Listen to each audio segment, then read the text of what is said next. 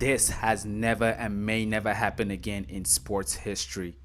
The story of the Three Kings is about how, due to whatever you want to call it, fate, coincidence, destiny, somehow, some way, three different individuals from three different backgrounds lived a life and had dreams in which working to achieve those dreams will bring them to the same position at the same time period. Of course, I'm talking about Kamaru Usman, Israel Adesanya, and Francis Ngannou. The only similarities between these warriors, if we're being honest, is their African lineage. Yet, somehow, they all achieved something one could say any professional mixed martial artist on the planet would pray for: the UFC championship belts. Now, aside from achieving the incredible difficult goal of becoming a UFC champion, there are other factors that make this even more incredible. There has never been an African champion in MMA or arguably any other sport for that matter. But yet, not only do we get one champion, not only do we get two champions, we got three champions reigning at the same time. Another incredible factor is how dominant of a champion they all were. And when I say dominant, I mean dominant. They all were either having one-sided fights, lapping the division, or having incredibly scary knockouts. You couldn't mention a top 5 greatest fighters of all time in either of their weight classes without mentioning their names. This, boys and girls, is why they are considered the Three Kings. Now, ain't no official crown for these guys or anything. I mean, if we start doing that, then every country gets a crown and it gets crazy, so no. But you get the gist. Before I get ahead of myself though, let's take it back a little bit and see how these folks' life choices put them on a similar path to create a beautiful brotherhood. Kamaru Usman was born on May 11th, 1987 in Auchi, Nigeria. He grew up in a small village with his family before they moved to Arlington, Texas when he was 8 years old. Usman's father, a pharmacist, worked hard to provide for his family. Usman's introduction to wrestling came in high school, where he began to hone his skills on the mat. His talent and dedication led him to a successful collegiate wrestling career, earning an NCAA Division II All-American honors. After college, Kamaru Usman transitioned to mixed martial arts. He faced challenges early in his career, but quickly gained attention for his dominant performances. In 2015, he finally joined the Ultimate Fighting Championship, the premier mixed martial arts organization. Usman's journey to the top of the welterweight division gained momentum in 2019 when he defeated Tyron Woodley to become the UFC welterweight champion. His championship reign reflects perseverance, hard work, and the pursuit of excellence in the world of mixed martial arts.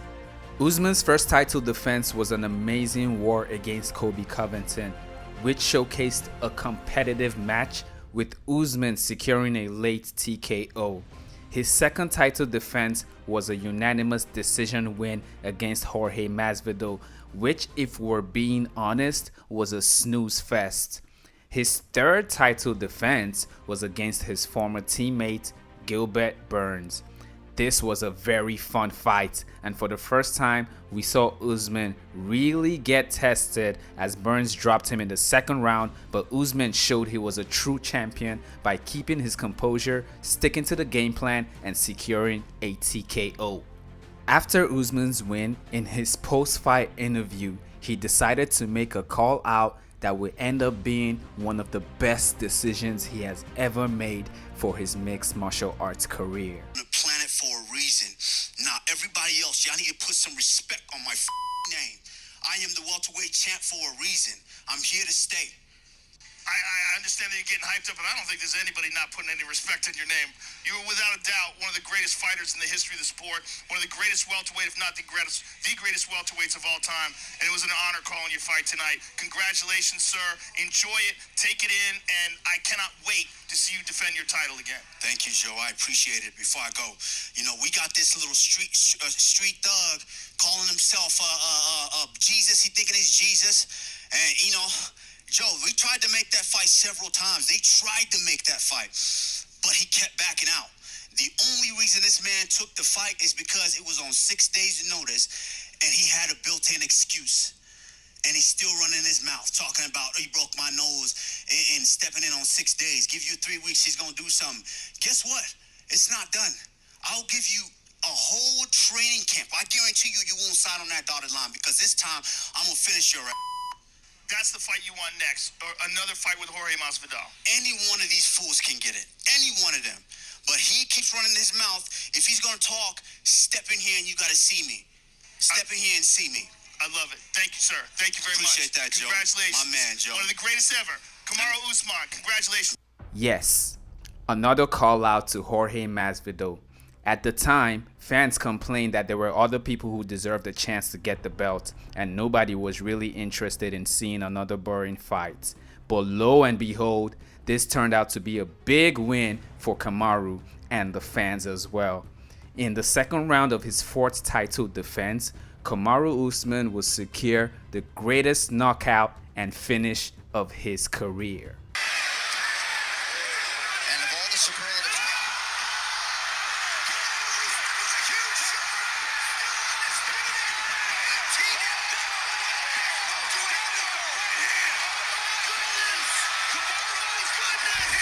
with this ending up being the knockout of the year, Kamaru would go ahead and defend his belt a fifth time against his second fight with Colby Covington, securing a status as a combat sports legend and a superstar. Israel Adesanya, born July 22, 1989, is a Nigerian-born New Zealand professional mixed martial artist and a former kickboxer. Adesanya was born in Lagos, Nigeria, and moved to New Zealand with his family at the age of 13. Before entering the world of mixed martial arts, he gained prominence as a kickboxer. Adesanya had a successful kickboxing career, earning multiple championships and accolades. In 2015, he transitioned to MMA and quickly made a name for himself with his striking prowess and charismatic personality. Adesanya joined the UFC in 2018, and his rise to stardom in the middleweight division was rapid. Israel Adesanya's fighting style is characterized by his exceptional striking skills, fluid movements, and a diverse arsenal of techniques. Outside the cage though, he's known for his unique personality and outspoken nature. Israel continued to be a dominant force in the UFC middleweight division. His title run began with one of the greatest wars in UFC history, Israel Adesanya versus Kelvin Gastelum. Yep, you probably know about this moment right here. When you entered the fifth round against Kelvin, you said, "I'm ready to die." I looked at him, and I remember I call it Ese Diablo. He was looking at me, and he just had this look, and he's just swinging his hands. And I said, "You're not gonna beat me. I'm prepared to die." Yeah, that's absolutely wild. Israel will go ahead and secure a decision win, securing the interim middleweight belt in what would always be remembered as a thrilling, fun bout against Kelvin Gastelum. In the same year, Israel will be set up to fight Robert Whittaker, who was the current middleweight champion, and secure one of the best finishes and iconic post-fight celebration in the UFC history. Gotta be very careful.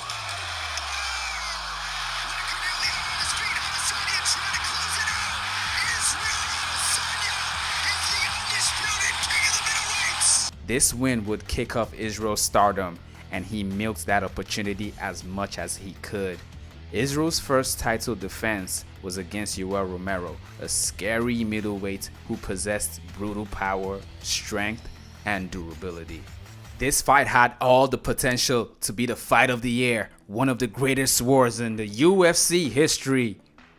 But The fight ended up being one of the most boring fights ever, as both guys just stood there and only became active in about the last minute or so.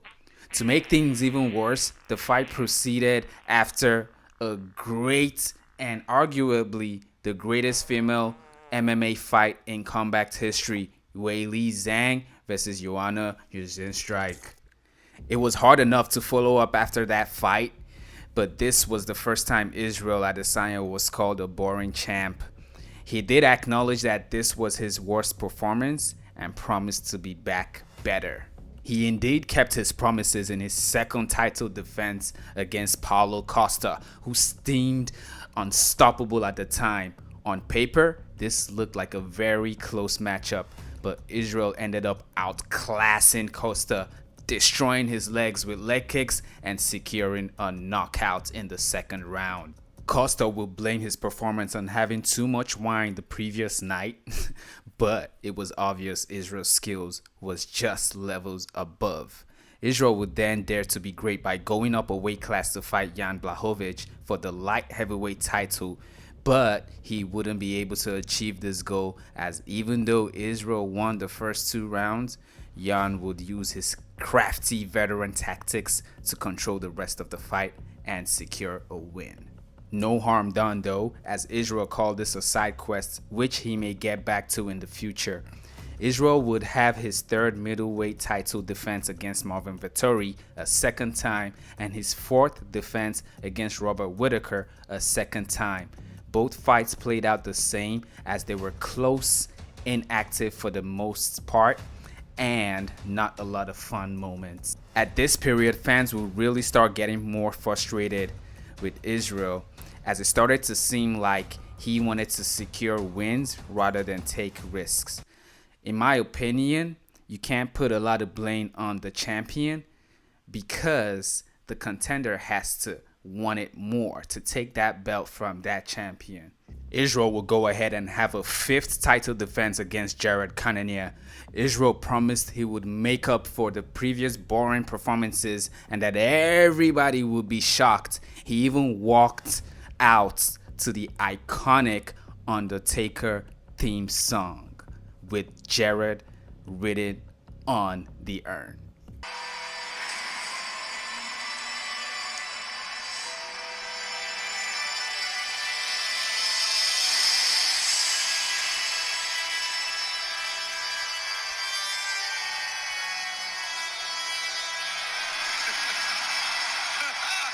Look at this guy, The Undertaker.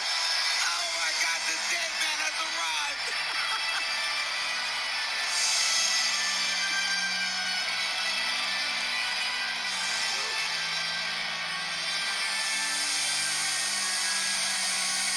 I mean, it was obvious this was going to be an amazing war. The battle of the ages, the fight of the year. Psych, as it was just like his fight against Yoel Romero. This time around, fans were even more frustrated with the performance, but still regarded Israel Adesanya as a middleweight GOAT next to Anderson Silva. Francis Ngannou, born September 5th, 1968, is a Cameroonian French professional mixed martial artist. Ngannou was born in Baeti, Cameroon, and grew up in a small village. He faced a challenging upbringing, working in the sand mines and later leaving Cameroon in pursuit for a better life. Ngannou traveled to Europe, spending time in several countries, including Spain and France, while facing hardships as an undocumented immigrant. One of the things that I read about you was that you worked in a sand mine when you were young. That you dug sand all day. Yeah, that was growing up. I was about 10 years old when I started that because I was in the village and where I grew up. After my leaving my aunt's house, I went to my grandma and we had to like do something.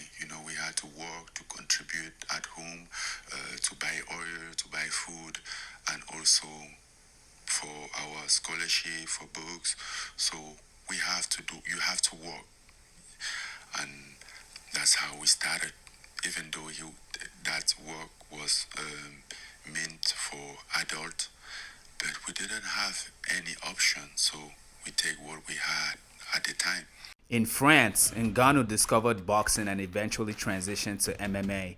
His powerful striking and natural athleticism quickly caught the attention of trainers and promotions, and finally, in 2015, he joined the UFC. Ngannou's journey in the UFC heavyweight division was amazing. Known for his incredible knockout power, he gained widespread recognition for his performances. Francis would build himself up as a scary knockout artist, which would secure him a title fight. In 2018, Francis would have his first test against Stipe Miocic, who was already being considered as the greatest UFC heavyweight champion. This was the first time Francis' wrestling was really tested, as Stipe would control and drain his energy in the octagon to the point Francis even became slower and couldn't rely on his knockout power. Stipe would secure the win against Francis, and Francis, being a great sportsman, paid his respects and took this as a lesson to focus on where he was lacking skill-wise. Unfortunately, Francis would have a very weird fight against Derrick Lewis, another knockout artist. On paper, this was a banger and could only end with someone sleeping in the octagon. But the only people who slept were the fans, as this will turn out to be absolutely the most boring fight in UFC history. Fast forward a few months ahead, Francis would have a second fight against elite veteran Curtis Blades and secure a first round knockout. The next fight against Cain Velasquez, Junior Dos Santos, and your hero Rosenstruck, never mind. Your hero Rosenstruck, I tried, would also end in a very scary first round knockout. Those with a fighting spirit, Ngannou is in black, Rosenstrike is in gray.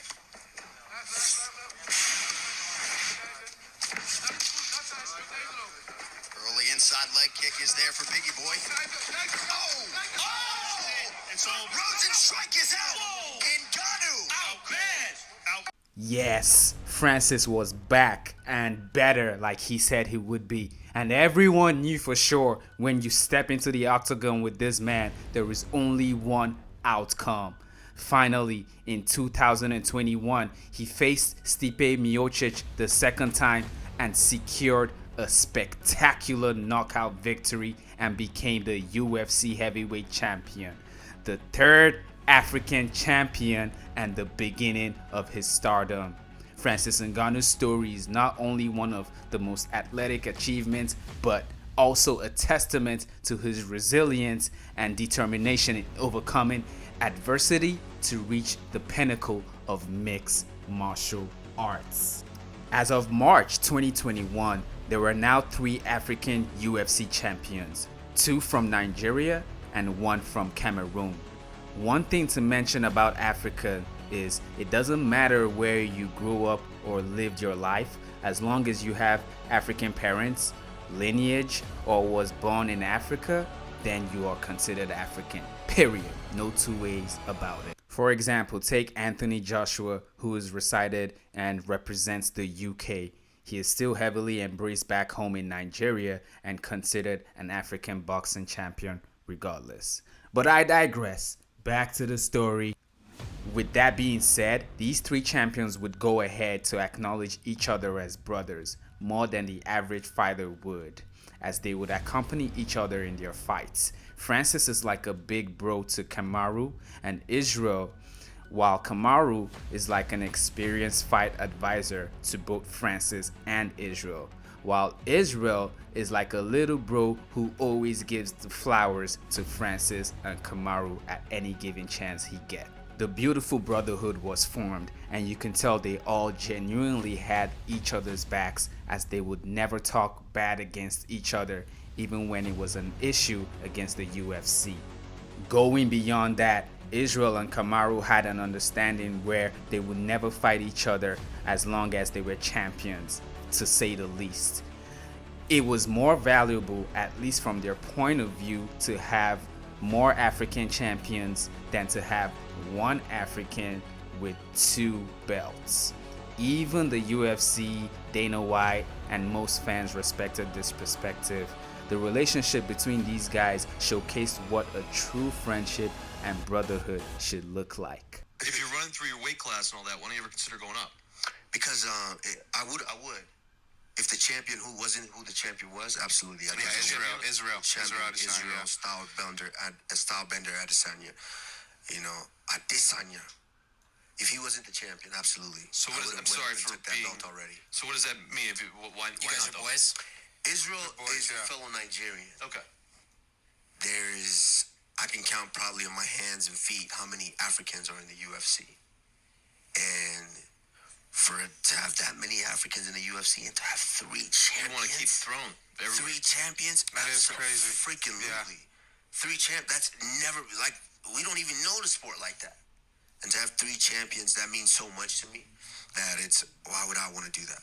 And I've said it before, having two Nigerian or two African champions is more important to me than one African champion with two belts.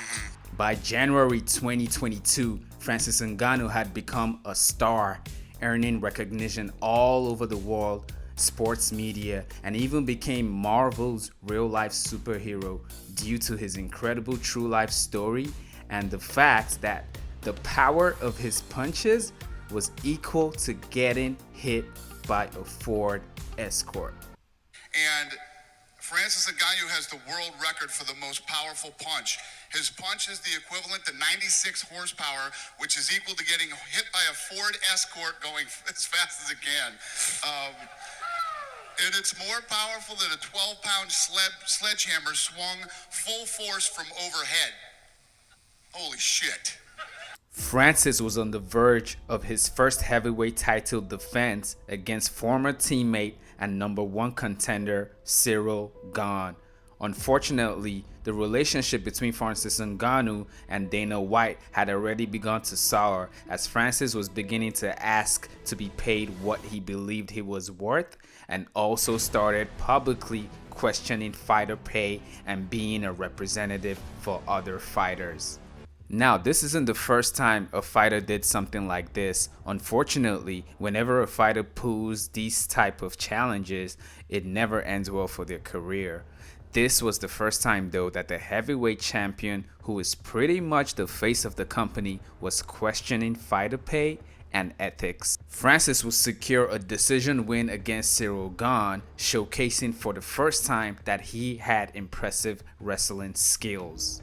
And then later, after the fight, it was revealed that Francis was badly injured before this fight as he had a torn ACL and MCL, which, with all things considered, made his performance even more impressive. Dana White did not personally put the belt on Francis after this win, which caused a huge backlash and made it obvious that Dana was not happy with the outcome as he was ready to have a new champion who wouldn't question the company publicly.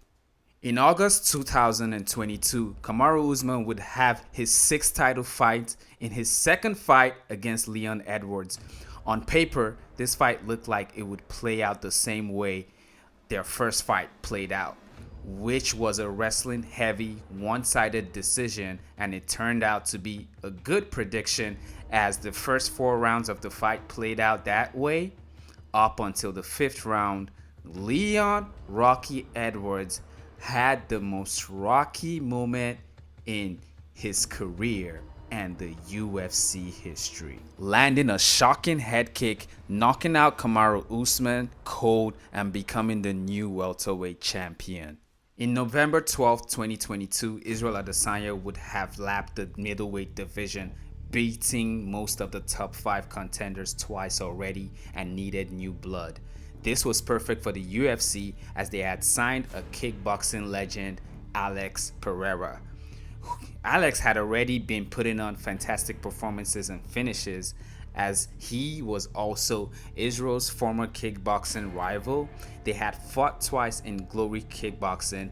Israel lost the first time, in which was arguably a robbery, but in the second fight, Alex knocked Israel out cold. The MMA gods lined this up nicely for the UFC as the storyline was perfect and the fight made absolute sense as Israel would call for this fight as well.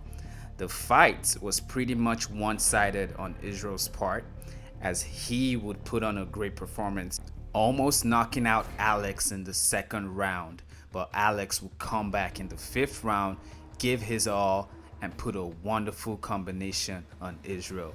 Israel looked like he couldn't handle it, and the referee made a good stoppage, which secured a TKO win and made Alex Pereira the new middleweight champion. By January 2023, the relationship between Francis Ngannou and Dana White had only gotten worse, as Dana would speak bad publicly about Francis making unrealistic demands and Francis continuing to question fighter pay. The relationship completely soured and the UFC released Francis from his contract and on the same day announced the return of John Jones versus Cyril Gane for the heavyweight belts. We offered Francis a deal that would have made him the highest paid heavyweight in the history of the company. More than Lesnar, more than anybody. And he turned the deal down.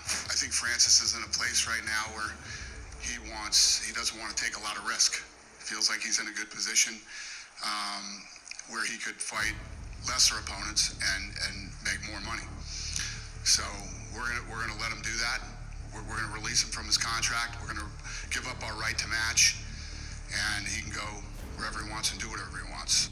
This was a big slight to Francis as he had been calling for this fight and John Jones wanted to be paid a certain amount the UFC claimed was too much, but they had no problem reaching those demands once Francis didn't work out. Francis will then move on with his plans to enter the boxing scene. His true life goal was to become a boxing champion, just like the man who made him want to fight Mike Tyson. Francis got a lot of backlash and little support for his decisions from most of the MMA fans and media as the narrative became that he fumbled the bag with the UFC. But the man knew his worth and wasn't about to let Dana or anyone tell him otherwise. He stayed strong and knew if he believed in himself, he would prove everyone wrong. In March 18th, 2023, Kamaru Usman would have the opportunity to win his belt back in the third fight with Leon Edwards. Unfortunately, Leon would secure a decision win, proving the first win wasn't a fluke and he was just a better man at that time. Usman looked gun shy and not like his regular dominant self. Usman would take this loss gracefully though and let the fans know he would be back, but most likely in the middleweight division since Israel was no longer the champion at the moment. In April 8, 2023, Israel will be set to fight the current middleweight champion Alex Pereira in their second MMA fight and their fourth fight in general. Israel was still favored to win since he was already a dominant champion and a more experienced MMA fighter. The fight didn't take long to pick up action as the first round was very active, both guys landing good shots and ending in a very close round. The second fight started the same, but then Alex checked Israel's leg kick again, which had a bad effect on Israel. Israel reached and backed up to the cage and Alex started putting it on him. The same exact combination he had put in the first fight. Lo and behold, it turns out Israel was only playing possum as he took a slight opportunity in between Alex's combination to land a powerful shot on Alex, which would back him up.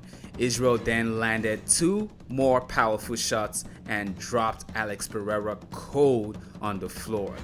This is probably the most iconic knockout for Israel and probably the best knockout in 2023, as Israel would also celebrate using Alex walking antics and also taunt Alex's son as Alex's son taunted him when he was knocked out in their kickboxing bout.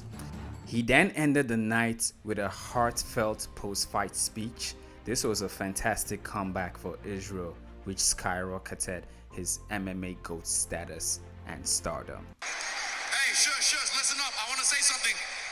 People, Earth, I need to say something. Listen to me. I hope every one of you behind the screens or in this arena can feel this level of happiness just one time in your life. I hope all of you can feel how happy I am just one time in your life. But guess what? You will never feel this level of happiness if you don't go for something in your own life. When they knock you down, when they try on you, when they talk about you, and they try to put their foot on your neck. If you stay down, you will never ever get that resolve. Fortify your mind and feel this level of happiness as you rise. One time in your life, but I'm blessed to be able to feel this again and again and again and again and again. In September 9th, 2023, Israel will be set to defend his belt against Sean Strickland. The fight was originally supposed to be against Dricus du Plessis, but Dricus couldn't make the date as apparently he had a toe injury. Israel would then call out Strickland instead, and the UFC set it up. On paper, this fight looked like an easy win for Israel, as Sean Strickland literally possessed nothing that was a threat to Israel, and definitely nothing Israel hadn't seen before. Sean even accepted his place as a good fighter, but not someone who will be chasing the belts. Unfortunately for Israel, the fight ended up being a one-sided domination on Sean Strickland's end, winning a unanimous decision. No flukes, no robberies, but a legitimate win due to Strickland's fundamental jabs and defense. Israel would take this loss gracefully again.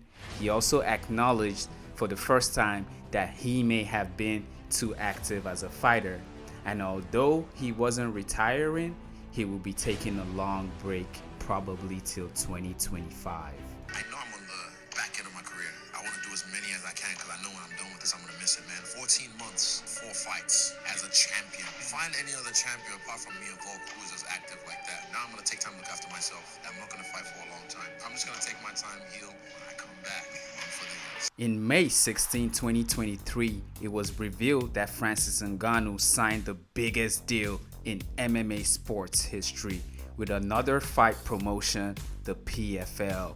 The contract was so good that not only was he being paid a huge amount, he would also be the brand ambassador for their upcoming African branch and will be allowed to have his boxing fights, which made his boxing dreams even more realistic. Unfortunately, fans and media still had pushback on this, as they didn't consider PFL as a promotion which would be there in any way in the long run. They also assumed Francis would only secure a low-level boxing fight, as Tyson Fury and Deontay Wilder would most likely no longer be interested in fighting Francis since he was no longer the UFC champion. Francis will once again prove everyone wrong, as on July 11th, 2023, it was announced that Tyson Fury, who was his role model to his training camp, the fight was set for October 28th, and everyone expected it to be a one-sided fight on Tyson's part, with Francis having only maybe a few moments. Francis would go ahead and have one of the most iconic boxing walkouts, as this was the first time the three kings walked out together.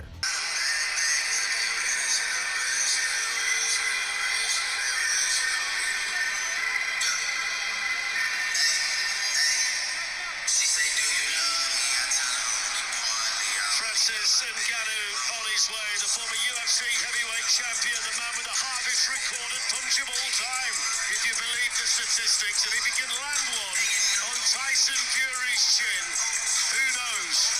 He's big and he's powerful. Can he cause boxing's biggest shock?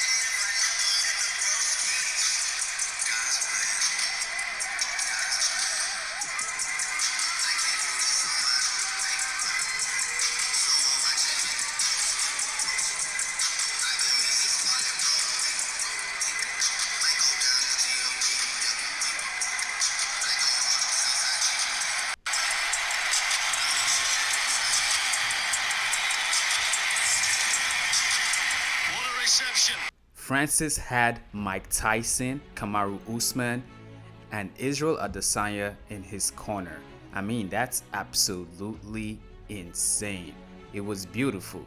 The three kings together in unity as one of them takes on his biggest test in the ring. The fight didn't take long to pick up action, as shockingly, Francis Ngannou looked really good and arguably won the first round. The major shock, though, would happen in the second round.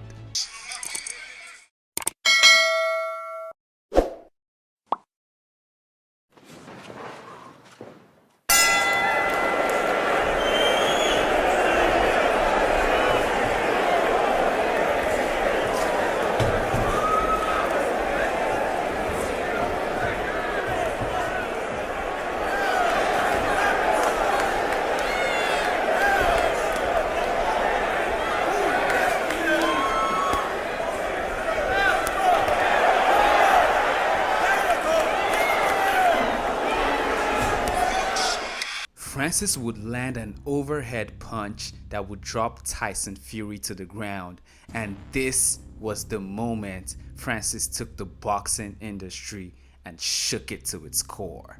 The fight would go on with Tyson trying to make up for the knockdown by trying to put on pressure, staying in Francis' face with jabs, but this did nothing to Francis as he would continue to have good moments throughout the fight.